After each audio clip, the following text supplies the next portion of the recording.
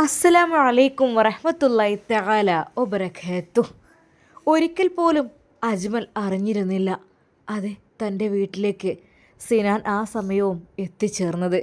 ബുഷിയയും കൊണ്ട് അവൻ ധൃതിയിൽ പോവുകയാണ്. കാര്യം മറ്റൊന്നുമല്ല, ഒരു ഭാഗത്ത് തൻ്റെ പ്രിയപ്പെട്ട ഹംദ, അതെ അവൾക്ക് ഗർഭാവസ്ഥയാണ്, ബ്ലീഡിംഗ് ആണ്. അതെ റഹ്മാനെ, എങ്ങനെയെങ്കിലും പെട്ടെന്ന് അവിടേക്ക് പോകണം എന്നുള്ള ആ ഒരു ആലോചന, ചിന്തകൾ. എന്നാൽ മറ്റൊരു ഭാഗത്ത് അൻഷിഫിൻ്റെ അവസ്ഥ എല്ലാം കൂടി ആലോചിച്ചിട്ട് ആകെപ്പാടെ ടെൻഷനാവുകയാണ്. പെട്ടെന്ന് തന്നെ അങ്ങനെ അതാ അവർ വീട്ടിലെത്തുകയാണ്. എന്നാൽ ആ കാഴ്ച കണ്ടു. മുറ്റത്ത് അതാ ഒരു ബൈക്ക്. ഒരു പരിചയമില്ലാത്ത ബൈക്കോ? മുറ്റത്തിപ്പോൾ ആരെ ബൈക്ക് കൊണ്ടുവന്ന് നിർത്തിയത്? എന്നാൽ പെട്ടെന്ന് അജ്മലിന് മറ്റൊന്നും ചിന്തിക്കാനായില്ല. കാരണം അജ്മൽ അങ്ങനെയുള്ള മാനസികാവസ്ഥയിലാണ് വരുന്നത്. അതുകൊണ്ട് തന്നെ പെട്ടെന്ന് വീട്ടിലൊരു ബൈക്ക്, അതവനക്ക് വിശ്വസിക്കാൻ കഴിയുന്നതിലും അപ്പുറമായിരുന്നു. എന്നാൽ അവൻ വാതിൽ പതുക്കെ തള്ളി തുറന്നു. ഉമ്മ എന്ന് പറഞ്ഞുകൊണ്ട് പെട്ടെന്നാണ് അവൻ ആ കാഴ്ച കണ്ടത്. അതെ, ഡൈനിങ് ഹാളിൽ സോഫയിലിരുന്ന് അതാ അവിടെ സംസാരിക്കുന്നു സിനാൻ, ഡോക്ടർ സിനാൻ. എന്നാൽ അജ്മലിന് ആ കാഴ്ച കണ്ടു നിൽക്കാനായില്ല. അവന് ദേഷ്യം മരിച്ചു കയറി. തൻ്റെ അളിയനെ നശിപ്പിച്ചതും പോരാത്തതിന് വീട്ടിൽ കയറി കളിക്കുന്നോ? എന്നാൽ അതാ അവന് ദേഷ്യം നിയന്ത്രിക്കാൻ കഴിഞ്ഞില്ല. പെട്ടെന്ന് തന്നെ സിനാൻ്റെ നേരെ അജ്മലിൻ്റെ കൈകൾ വിറച്ചുകൊണ്ടടുത്തു. നേരേതാ അവൻ്റെ ഷർട്ടിൻ്റെ കോളർ തൂക്കി പിടിച്ചു. അതെ, പൊതിരെ തല്ലാൻ തുടങ്ങി. എന്താടാ ഇവിടെ? എൻ്റെ വീട്ടിൽ ആരുമില്ലാത്ത സമയത്ത് നിനക്ക് എന്താടാ പണി? എന്താ നിൻ്റെ ഉദ്ദേശം എന്ന് പറഞ്ഞ് അവൻ ശക്തമായ ആ ഒരു ശബ്ദത്തോടെ നേരെ സിനാൻ്റെ നേർക്ക് പാഞ്ഞെടുത്ത് തല്ലാൻ തുടങ്ങി. എന്നാൽ പിറകിൽ നിന്ന് ഉമ്മ, എന്താടാ നിനക്കെന്താ ഭ്രാന്തുണ്ടോ? അജ്മലെ മാറി നിൽക്കടാ ഇങ്ങോട്ട് എന്ന് പറഞ്ഞ് അജ്മലിൻ്റെ ഷർട്ട് പിടിച്ച് ഉമ്മ പിന്നിൽ നിന്നും വലിക്കുന്നു. ഉമ്മ, മിണ്ടി പോവരുത് നിങ്ങൾ. എന്താടാ നീ എന്ത് കാര്യത്തിന് ഇങ്ങോട്ട് കയറി വന്നിട്ടുള്ളത് ആരുമില്ലാത്ത സമയത്ത്? സിനാന്റെ നേരെ വളരെയധികം ദേഷ്യത്തോടു കൂടെ അവനെ തല്ലുകയാണ്. എന്നാൽ സിനാൻ തടുക്കാൻ ശ്രമിക്കുന്നു. അജ്മൽ, എനിക്കെന്താ ഇങ്ങോട്ട് വന്നൂടെ? ഞാൻ നിക്കാഹ് കഴിക്കാൻ നിൽക്കുന്ന പെണ്ണാണ് ബുഷി. അവളെക്കുറിച്ച് അറിയുവാൻ എനിക്ക് ഇങ്ങോട്ട് വന്നേ തീരൂ. അതിന് നീ എന്താ ഇങ്ങനെ ഇടയുന്നത്?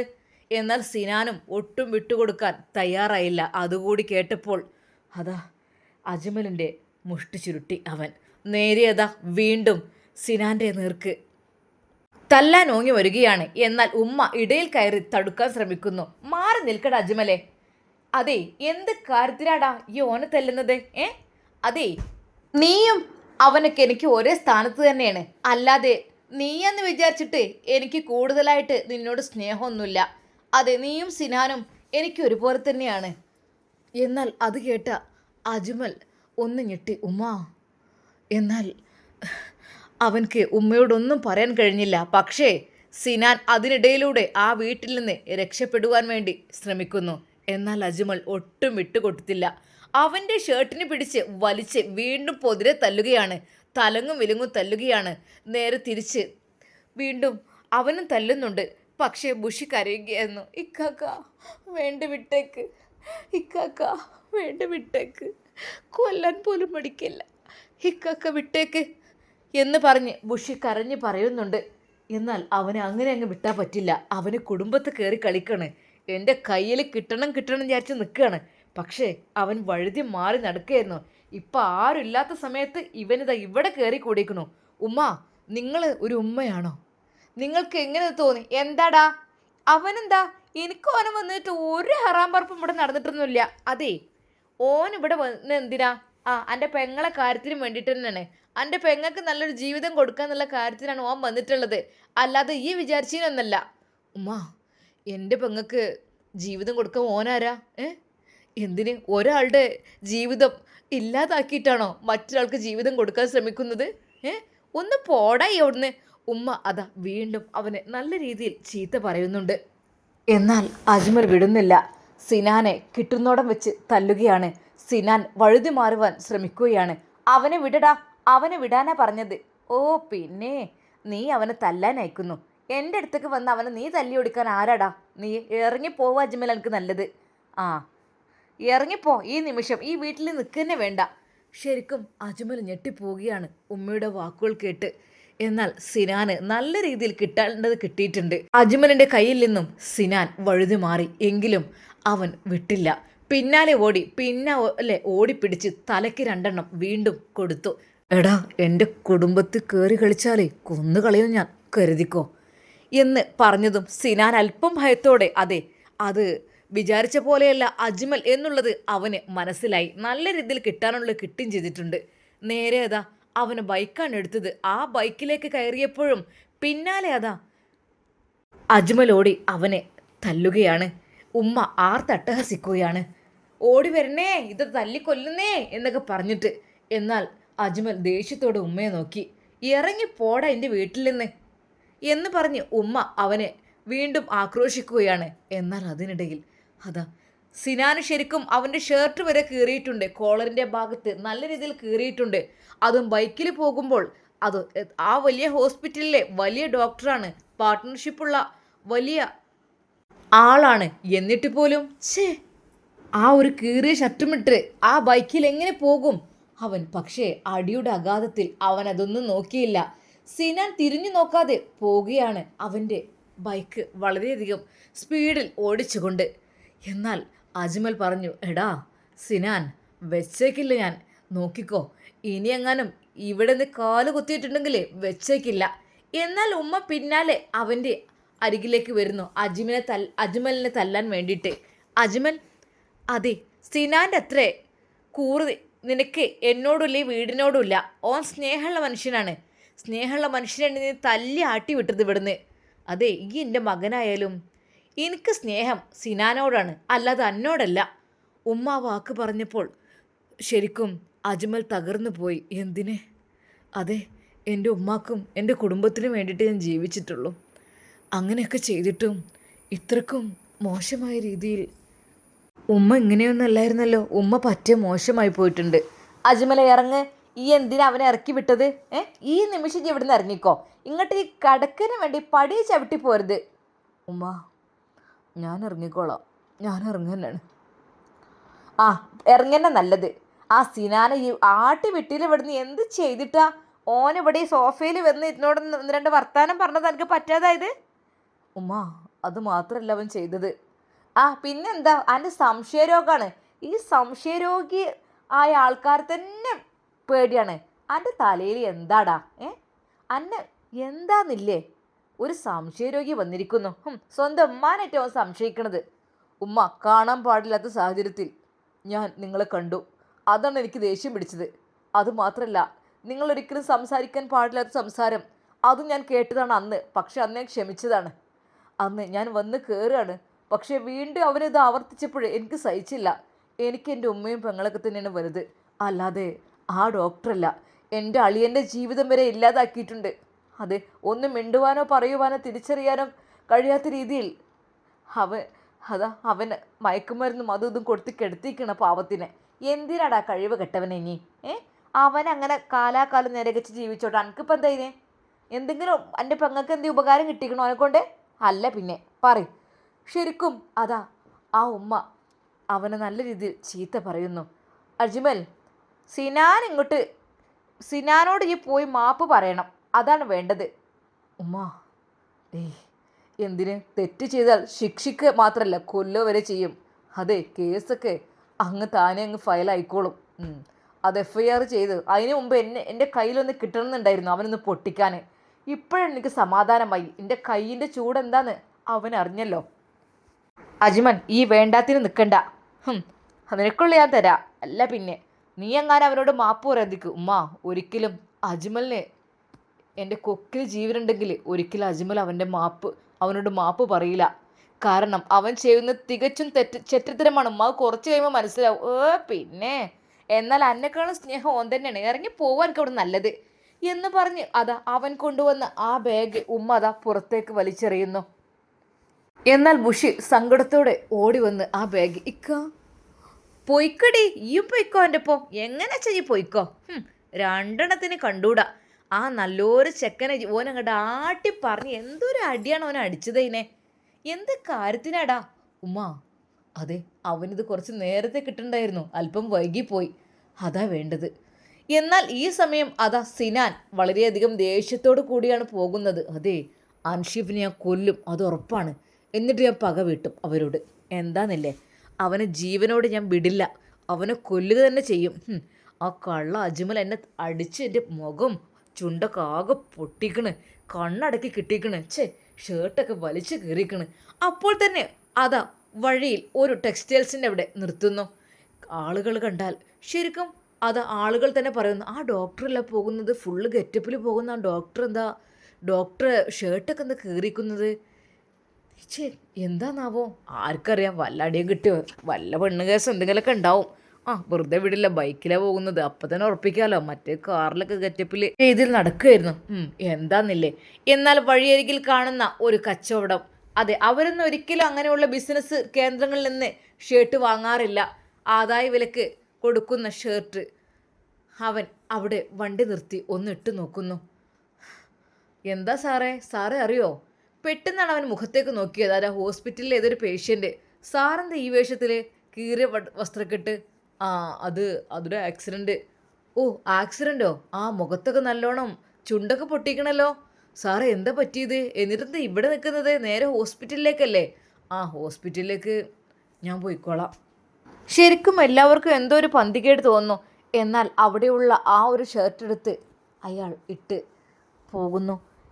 ഡോക്ടർക്ക് എന്തോ പറ്റിയിക്കണല്ലോ. പലരും അത് അഭിപ്രായപ്പെട്ടു. എന്തൊരു ഗെറ്റപ്പിൽ പോകുന്ന ഡോക്ടർ, ബൈക്കിൽ എന്തൊരു കീറക്കുപ്പായിട്ട് പോകുന്നു. പലർക്കും പല രീതിയിലുള്ള സംശയങ്ങൾ ഉണ്ടായി തുടങ്ങി.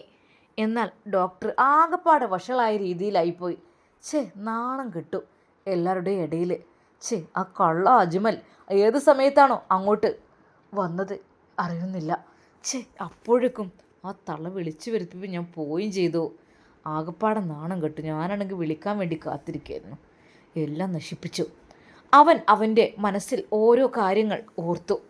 എന്നാൽ ഡോക്ടർ അന്ന് നേരെ പോയത് താൻ താമസിക്കുന്ന ആ ഒരു വീട്ടിലേക്കായിരുന്നു. അവിടുന്ന് അപ്പോൾ തന്നെ കാറെടുത്ത് സ്വന്തം വീട്ടിലേക്ക് പോയ സിനാൻ സാർ, അത് കുഞ്ഞ് കാത്തിരിക്കുന്നു തൻ്റെ പപ്പയെ വരുന്നത് കാണുവാൻ വേണ്ടിയിട്ട്. എന്നാൽ ഭാര്യ പറഞ്ഞു, ഇക്ക, നിങ്ങൾ എത്ര ദിവസമായി? വല്ലപ്പോഴൊക്കെ ഒന്ന് വന്നൂടെ? ഒന്നുമില്ലെങ്കിൽ നമ്മളെ കുഞ്ഞ് എത്ര കാത്തിരിക്കുന്നുണ്ട്. അതെ, എനിക്കൊരോ തിരക്കും കാര്യങ്ങളൊക്കെ ഉണ്ടായിരുന്നു. എന്ത് തിരക്ക്? എന്താ മുഖത്ത് ഒരു ചുണ്ടൊക്കെ എന്താ പൊട്ടിയിരിക്കുന്നല്ലോ? എന്ത് പറ്റി? ശരിക്ക് നല്ല രീതിയിൽ എന്തേക്ക, എന്തു പറ്റി? അത് ചെറിയൊരു ആക്സിഡൻറ്റ് പറ്റിയതാണ് പിന്നെ. ശരീരത്തിന് നല്ല പെയിനുണ്ടോ? മുതുകത്തൊക്കെയാണ് കിട്ടിയിട്ടുള്ളത്.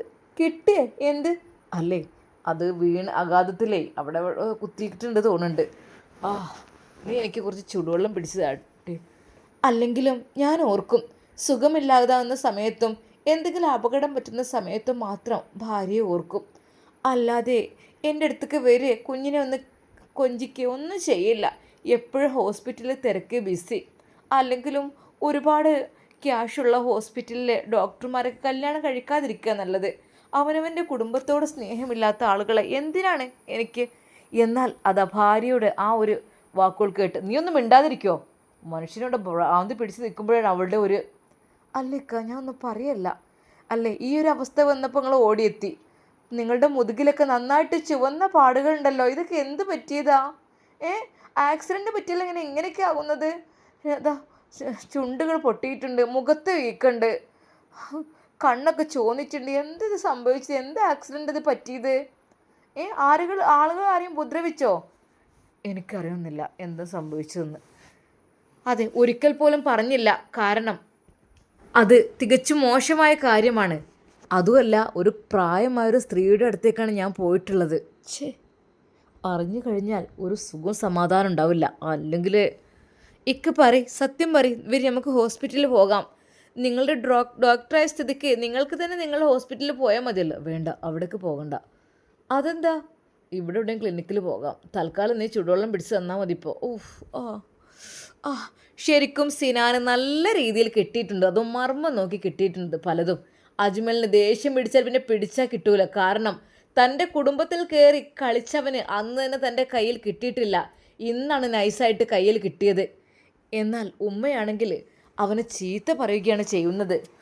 ഇറങ്ങി പൊയ്ക്കപ്പെടുന്ന അതെനിക്ക് നല്ലത്. നീ എന്ത് കരുതിയിട്ടാ ഓനെ ഉപദ്രവിച്ചത്? അത് എൻ്റെ മോളെ കെട്ടാൻ പോകുന്ന ചെക്കനാണത്, ഈ മനസ്സിലാക്കിക്കോ. കഴിവ് കെട്ട ഒരുത്തിനെ കൊണ്ട് കെട്ടിച്ചപ്പോൾ എന്തായിരുന്നു സന്തോഷം. ഇപ്പം എനിക്ക് സമാധാനം ഇല്ലല്ലേ? ഉമ്മ, നിങ്ങൾ വേണ്ടാത്തൊന്നും പറയരുത്. അവന് കഴിവില്ലെന്ന് ആര് പറഞ്ഞത്? പിന്നെ ഇത്രയും കാലം ഇങ്ങനെയാണെങ്കിൽ ഇപ്പോൾ എന്നാലുണ്ടല്ലോ പെണ്ണ് തൊള്ളർന്ന് പറയാം. അതും പറഞ്ഞില്ല ജഡ്ജി, പറഞ്ഞാലും മതി. എന്നാൽ സിനാൻ പറഞ്ഞു, ഉമ്മ ഞാൻ ഇറങ്ങിക്കോളാം. ഈ വീട്ടിലേക്ക് എനിക്ക് കയറാൻ എനിക്ക് താല്പര്യമില്ല. കാരണം എന്താ, ഇതെൻ്റെ ഉമ്മയാണ്, എൻ്റെ പെങ്ങളാണ്, എൻ്റെ വീടാണ് എന്നൊക്കെ ഉണ്ടായിരുന്നു പണ്ട്. പക്ഷേ ഇപ്പോൾ ആൾക്കാരൊക്കെ മാറിപ്പോയി. ഉമ്മ സ്വന്തം മകനെ ഒഴിവാക്കിയിട്ട് അതാ ആ ഡോക്ടർ ഏതൊരു അന്യ ചെങ്ങായിനാണ് ഇവിടെ കൂട്ടിന് ഇരുത്തിക്കണം. ഉമ്മ സ്വന്തം മകനോടില്ല സ്നേഹം, പുറമക്കാരോടാണ്. ഉമ്മ സൂക്ഷിച്ചാൽ ദുഃഖിക്കണ്ട. മനോട് ഞാൻ പറഞ്ഞില്ലെന്ന് വേണ്ട. നിങ്ങൾ സൂക്ഷിച്ചിട്ടില്ലെങ്കിൽ നല്ല പണി വരും. അവന് തണ്ടും നടുള്ളൊരു ആണാണ്, വാശിക്കാരനാണ്, ഒന്നിനും മടിയില്ലാത്തതാണ്, എന്തും ചെയ്യും. ഉമ്മ ഈ ഒന്ന് പോടാ, വേണ്ടാത്ത പറയാതെ. അനക്കല്ലെങ്കിൽ ആ ഒരു ചിന്തയേ ഉള്ളൂ ഏത് സമയവും. അല്ല പിന്നെ ഉമ്മ, ഞാൻ വീണ്ടും പറയാണ്, അവനെ നിങ്ങൾ ഉറപ്പാണ് നിങ്ങൾ വിളിച്ചു വരുത്തുന്നത് എനിക്കറിയാം. വിളിച്ചു വരുത്തിയാലും ഉമ്മ സൂക്ഷിക്കണം. സൂക്ഷിച്ചാൽ ദുഃഖിക്കേണ്ട. പിന്നെ അത് ഇതെന്ന് പറഞ്ഞിട്ട് കാര്യം ഉണ്ടാവില്ല. നിങ്ങളെ മോൻ അജ്മലാണ് പറയുന്നത്. ചിലക്കാട് ഇറങ്ങി പോരാ അവിടുന്ന്. വീണ്ടും അതാ ബുഷി പറഞ്ഞു, ഇക്ക വേണ്ട. എന്നാൽ ഉമ്മ അതാ അവനെ ദേഷ്യം പിടിച്ച് എന്തൊക്കെ എടുത്ത് എറിയുന്നുണ്ട്. ഇക്കാനെ ഉമ്മ എന്തിനെങ്ങനെ ഉപദ്രവിക്കുന്നത്? എടി കാട്ടിയത് കണ്ടില്ലേ ഉമ്മ? അത് സിനാന് കിട്ടേണ്ടത് തന്നെയാണ്. സിനാൻ കുറച്ച് കാലൊക്കെയാണ് എൻ്റെ പിന്നാലെ നടക്കാൻ തുടങ്ങിയിട്ട്. അതെ, ഞാൻ GNM പഠിച്ച് എന്നെ അസിസ്റ്റൻ്റായി കൊണ്ടുപോയപ്പോഴൊക്കെ ഉമ്മക്ക് അറിയില്ല പല കാര്യങ്ങളും അവിടെ നടക്കലുണ്ട്. ഉമ്മ പലവട്ടം സിനാൻ എന്നെ ഉപദ്രവിക്കാൻ വേണ്ടി ശ്രമിച്ചിരിക്കണ്. പക്ഷെ ഷാമിലായിരുന്നു എന്നെ രക്ഷിച്ചത്. പലവട്ടം എന്നെ ഉപദ്രവിക്കാൻ ശ്രമിച്ചിട്ടുണ്ട്. പക്ഷെ നിങ്ങൾക്ക് പറഞ്ഞാൽ മനസ്സിലാവില്ലല്ലോ.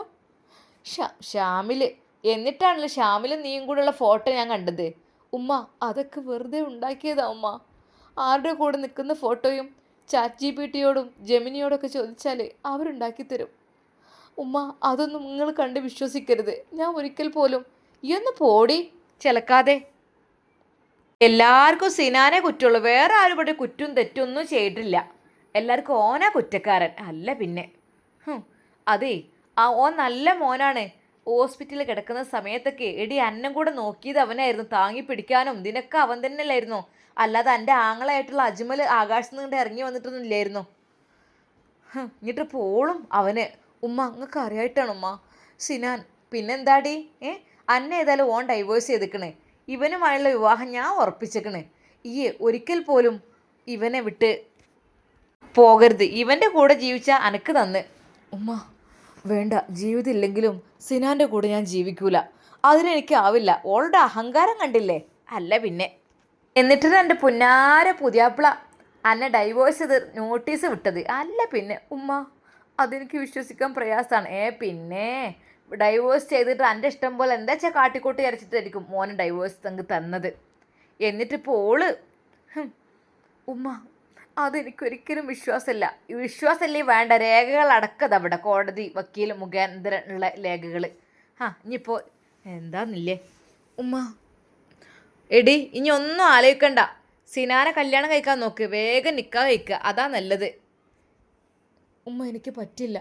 എന്നാൽ ബുഷിയുടെ നേർക്ക് ഉമ്മ അതാ ഓടിയെടുക്കുന്നു.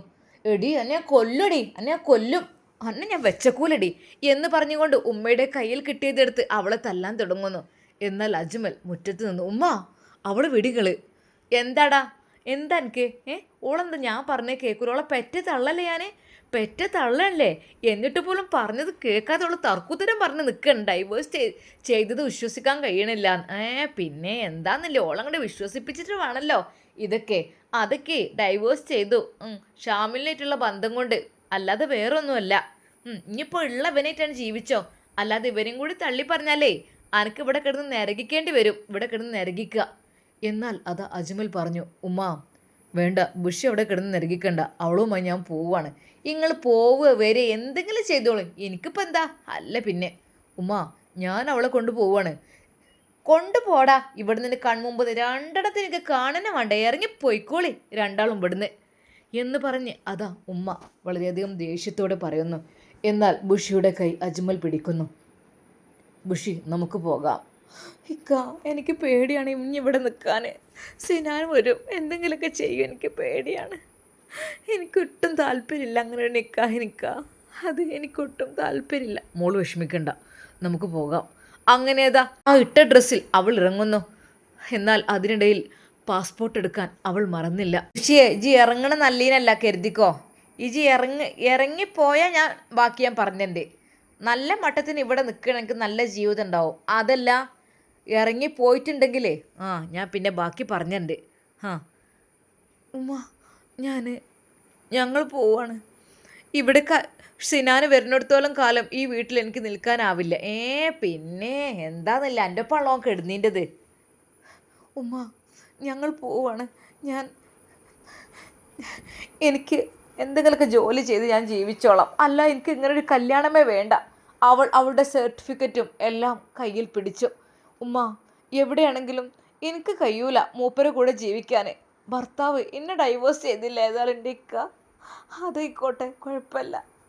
എന്നാലും ഉമ്മ, എനിക്ക് ജീവിക്കണമല്ലോ. അല്ലാതെ സിനാൻ്റെ അടിമയായിട്ട് ജീവിക്കാൻ എനിക്കാവില്ല. സിനാൻ എന്നെ നിക്കാഹ് കഴിച്ചാൽ തന്നെ അവൻ്റെ അടിമയായിരിക്കും ഞാൻ. എന്നെക്കൊണ്ട് എല്ലാ വേണ്ടാത്തരങ്ങളും ചെയ്യിപ്പിക്കും എന്ന് ഉറപ്പുണ്ട്. കാരണം അവന് എന്നോടുള്ള പഴയ പക കൂടി അതിലൂടെ വീട്ടും, ഉറപ്പുണ്ട്, എനിക്കറിയാം. എന്നാൽ ഈ സമയം അതാ നമ്മുടെ റയാനും ഷിഫയും നമ്മുടെ അൻഷിഫ് സാറിനെ നല്ല രീതിയിൽ പരിചരിക്കുകയാണ്. റയാൻ ഓരോ നല്ല രീതിയിൽ എല്ലാ ടെസ്റ്റും കാര്യങ്ങളും എല്ലാം ചെയ്യുന്നുണ്ട്. ബുഷി, ഇത് വളരെയധികം എന്താ പറയുക, അത്രക്കും ഡേഞ്ചറായിട്ടുള്ള ജീവിതകാലം മുഴുവൻ അബോധാവസ്ഥയിൽ കഴിയേണ്ട രീതിയിലുള്ള മെഡിസിൻസാണ് കുത്തിക്കയറ്റിയിരിക്കുന്നത്. എന്ത് കാര്യത്തിനുണ്ട് ഒരു മനുഷ്യനെ എത്രമാത്രം നശിപ്പിക്കാൻ പറ്റുമോ? എന്നാൽ ഷിഫ പറഞ്ഞു, അതെ, ജീവൻ രക്ഷിക്കേണ്ടവർ തന്നെ ജീവൻ എടുക്കുന്നവരും ആകും. അങ്ങനെയും ചില ആളുകളുണ്ട്, ചില ഡോക്ടർമാർ. റയാൻ, നമ്മളെ കൊണ്ട് കഴിയുന്ന രീതിയിൽ ഇനി ഒരു മെഡിസിൻസ് ഉണ്ട്. അത് വളരെയധികം ലക്ഷക്കണക്കിന് രൂപ വരുന്നതാണ്. അത് നമ്മളവിടെ കിട്ടാൻ പ്രയാസമാണ്. അമേരിക്കയിൽ നിന്നൊക്കെ വരുത്തിയിട്ട് വേണം അതൊന്ന് ടെസ്റ്റ് ചെയ്ത് നോക്കാം. കാരണം ഡോക്ടർ അൻഷിഫ് അന്ധകാരത്തിലേക്ക് മാഞ്ഞു പോയിക്കൊണ്ടിരിക്കുകയാണ്. ഒന്നും അറിയാത്ത അവസ്ഥ. ഈ ലോകത്തിൽ തന്നെ അല്ലാത്തൊരവസ്ഥയിലാണ് അവനിപ്പോൾ ജീവിക്കുന്നത്. എന്തൊക്കെ തന്നെയാലും ഞാൻ കാര്യങ്ങളൊക്കെ രേഖപ്പെടുത്തുന്നുണ്ട്. പ്രതിയെ വൈകാതെ പൊക്കും. കാരണം പിന്നെ ഇങ്ങനെയുള്ള കേസുകളൊക്കെ അട്ടിമറിക്കാൻ ആളുകളുണ്ടാവും. കാരണം എത്ര ക്യാഷ് കൊടുത്താലും ആളുകൾ ചിലവർ അതിലങ്ങ് വീണ് പോകും. എന്തായാലും നമുക്ക് ഇപ്പോഴത്തെ നമ്മൾ ലക്ഷ്യം സാറിൻ്റെ ജീവൻ രക്ഷിക്കുക എന്നുള്ളത് തന്നെയാണ്. എന്തായാലും അജ്മൽ സാറിനെ ഒന്ന് വിളിച്ചു നോക്കാം. ആ നിമിഷം തന്നെ റയാൻ അതാ അജ്മലിനെ വിളിക്കുന്നു. ഹലോ. എന്നാൽ അജ്മൽ വലിയൊരു പ്രശ്നത്തിൽ അകപ്പെട്ട് നിൽക്കുകയാണ്. കാര്യം മറ്റൊന്നുമല്ല, അത് ഉമ്മയുമായുള്ള ആ പ്രശ്നം. സിനാന് വീട്ടിലേക്ക് അകത്തേക്ക് കയറി വന്നതും അവിടെ ഇരുന്നതൊന്നും ഒരിക്കൽ പോലും അജ്മലിന് പറ്റിയില്ല. അതവന് ഭയങ്കര ഒരു സങ്കടമായി. അവന് ഉൾക്കൊള്ളാൻ കഴിഞ്ഞില്ല. അത് എന്ത് കാര്യത്തിന് വേണ്ടിയിട്ടാണ്? ഒന്നുമില്ലെങ്കിൽ ഒരു ഡോക്ടർ അങ്ങനെ ചെയ്യാൻ പാടുണ്ടോ? ഞാനിവിടെ ഇല്ലാത്ത സമയം നോക്കി എന്ത് കാര്യത്തിന് വേണ്ടിയിട്ടാണ് അവൻ അങ്ങനെ അങ്ങോട്ട് കയറി വന്നത്? കുരുത്തം കെട്ടവൻ. നമ്മുടെ അജ്മൽ ആ ഒരു ടെൻഷനിലായിരുന്നു. ആകെപ്പാടെ ഒരു ടെൻഷൻ. ഒരു ഭാഗത്താണെങ്കിൽ ഹംദയുടെ കാര്യം. എന്നാൽ പെട്ടെന്ന് അതാ അറബിയമ്മയുടെ കോൾ വരുന്നു. ഹലോ. ഇല്ല, ഫോൺ കട്ടായി. റബ്ബേ, എന്തെങ്കിലും ആയോ? എനിക്കറിയുന്നില്ല. അതിനിടയിൽ റയാനും വിളിക്കുന്നു. ഹലോ. റയാൻ പറയടാ. അല്ല സാറിനെ ഞാനിങ്ങനെ ഓരോ ടെസ്റ്റ് ചെയ്ത് നോക്കുകയാണ്. അതായത് അൻഷിഫിന് ഒരു മെഡിസിൻ എത്തിച്ച് നൽകാണ്ട്. അമേരിക്കയിലായിരിക്കും അതിൻ്റെ ഉത്ഭവം. നല്ല ക്യാഷാണ് അതിന്. കാരണം അത്രക്കും ഈ ലോകത്തുനിന്ന് വിട പറഞ്ഞ് പോകുന്നത് വരെ ഒരു മനുഷ്യന് എത്രമാത്രം ഓർമ്മശക്തി ഇല്ലാതാവാനോ അല്ലെങ്കിൽ അദ്ദേഹത്തിൻ്റെ ആരോഗ്യനില കൂടുതൽ വഷളാക്കാനും കഴിയും എന്നുള്ള രീതിയിലുള്ള മെഡിസിൻസൊക്കെയാണ് ആഡ് ചെയ്തിട്ടുള്ളത്. എന്താണ് എനിക്കറിയുന്നില്ല. അജ്മൽ പറഞ്ഞു, റയാൻ എന്തെങ്കിലുമൊക്കെ ചെയ്യാൻ കഴിയുമോ? അതെ, ആ മെഡിസിൻസ് വരുത്തണം. എത്ര വിലപിടിപ്പുള്ള മെഡിസിൻസ് ആണെങ്കിലും കുഴപ്പമില്ല, രക്ഷിക്കാൻ പറ്റുമെങ്കിൽ രക്ഷിച്ചേ തീരൂ. കാരണം ഇവിടെ കാത്തിരിക്കുകയാണ് ഓരോരുത്തരും. എന്ത് സർ? അല്ലേ, ബുഷിയെ എങ്ങനെയെങ്കിലും സ്വന്തമാക്കാൻ കാത്തിരിക്കേണ്ട ഓരോരുത്തരോരെന്ന് പറയാം. അജ്മൽ ഒരിക്കൽ പോലും അതാ സിനാനെ തല്ലിയ കാര്യമൊന്നും പറഞ്ഞില്ല. എന്നാൽ അവന് ദേഷ്യവും സങ്കടവും ഒരുമിച്ചായിരുന്നു. അങ്ങനെ അതാ ബുഷിയും വീട് വിട്ട് ഇറങ്ങുകയാണ്. എന്നാൽ ഒരിക്കൽ കൂടി ഉമ്മ പറഞ്ഞു, എടി ഈ പോണെങ്കിൽ പോയിക്കോ, പിന്നെ ഇങ്ങോട്ട് കയറാൻ പറ്റില്ല. പിന്നെ വേറൊരു കാര്യമുണ്ട്, എൻ്റെ കഴിവ് കെട്ട ഭർത്താവിൻ്റെ ഇനി ഓൻ്റെ മരണവാർത്ത കേട്ടിട്ട് ഇവിടുന്ന് അലറാനൊന്നും നിൽക്കണ്ട. ഒരിക്കലും അവൻ എൻ്റെ ഭർത്താവല്ല. കെട്ടാണെങ്കിൽ സിനാൻ എന്നെ കാത്തിരിക്കും. അത് സിനാൻ ഉണ്ടാവും എന്നെ ഇവിടെ കെട്ടാൻ. ഈ പോണെങ്കിൽ പോയിക്കോ, തിരിച്ചു വരുമ്പോൾ അത് ഓർത്തോണ്ടി, ഒരിക്കലും ആ കഴിവ് കെട്ടവൻ്റെ കൂടെ ഇനി എനിക്ക് ജീവിക്കാൻ പറ്റൂല എന്നുള്ളത്. ഉമ്മ ഓരോന്ന് വിളിച്ച് പറയുന്നു. ഉമ്മ നിങ്ങൾ എന്തൊക്കെയാണ് പറയുന്നത്? ഒന്നുമില്ലടി, ഒന്നുമില്ല ഉമ്മ, നിങ്ങളോളെ ഇടങ്ങാറാക്കണ്ട, ഓളെയും കൊണ്ട് ഞാൻ പോയിക്കോളാം. അത് ഓളെ ഞാൻ നോക്കിക്കൊണ്ടുമ്മ, ആർക്കും നോക്കാൻ കഴിയും, ഇന്നെക്കൊണ്ട് കഴിയൊന്നുമില്ല. അല്ലെങ്കിലും പിന്നെ ആ കഴിവ് കെട്ടവൻ്റെ കൂടെ ഓന് തീരും കഴിയില്ല. സിനാന് നല്ലൊരു ചങ്ങായിയായിരുന്നു, അവൻ നോക്കിയിരുന്നു അവളെങ്ങനെ വെച്ചാൽ. പക്ഷെ പറ്റാൻ എന്ത് ചെയ്യണേ? രണ്ടാളും വേണ്ട, ഒരിക്കലും വേണ്ട, എൻ്റെ പെങ്ങളെ ഞാൻ നോക്കിക്കോളാം. അതെ, ഞാൻ ഉണ്ടാവും ഓളുടെ കൂടെ മരിക്കോളും. എനിക്ക് എൻ്റെ ബാപ്പല്ലില്ലാത്തുള്ളൂ. അതെ, എൻ്റെ ബാപ്പ എന്നെ ഏൽപ്പിച്ച് തന്ന എൻ്റെ പെങ്ങളാന്ന് ഞാൻ വിചാരിക്കുള്ളൂ. അതെ ഉമ്മ, നിങ്ങൾ ചെയ്യുന്നത് പോലെ ഓരോ സമയത്തിനനുസരിച്ച് ആൾക്കാരെ മാറ്റാനൊന്നും എന്നെക്കൊണ്ടാവില്ല. അവളുടെ ഇഷ്ടം എന്താ അതിനനുസരിച്ച് ഞാൻ നിൽക്കും. അല്ലാതെ ഇഷ്ടമില്ലാത്ത ഒരാൾക്ക് വേണ്ടി കെട്ടിച്ചു കൊടുക്കാൻ ഒരിക്കലും അതിനെനിക്ക് കഴിയില്ല. ഉമ്മക്ക് അതിന് കഴിയുമായിരിക്കും, പക്ഷെ ഉമ്മ എനിക്ക് കഴിയില്ല. അവളുടെ ഇഷ്ടം എന്താ അതിനനുസരിച്ച് ഞാൻ നിൽക്കും. ആയിക്കോട്ടെടാ, എന്താ വെച്ചാൽ കാട്ടി, എനിക്കിപ്പോൾ എന്താ, നിങ്ങൾ എന്ത് വേണമെങ്കിലും കാട്ടിക്കോ. അങ്ങനെ അതാ ബുഷിയെയും കൈപിടിച്ച് അജ്മൽ അവിടെ നിന്ന് ഇറങ്ങുന്നു. ഇൻഷാ അല്ലാ നമുക്കിതിൻ്റെ ബാക്കി ഭാഗം നാളെ കാണാം. അവരെങ്ങോട്ടായിരിക്കും പോകുന്നത് നമുക്ക് കാത്തിരുന്ന് കാണാം. അതുവരേക്കും എല്ലാവർക്കും അസ്സലാമു അലൈക്കും വറഹ്മത്തുള്ളാഹി തആല വബറകാതുഹു.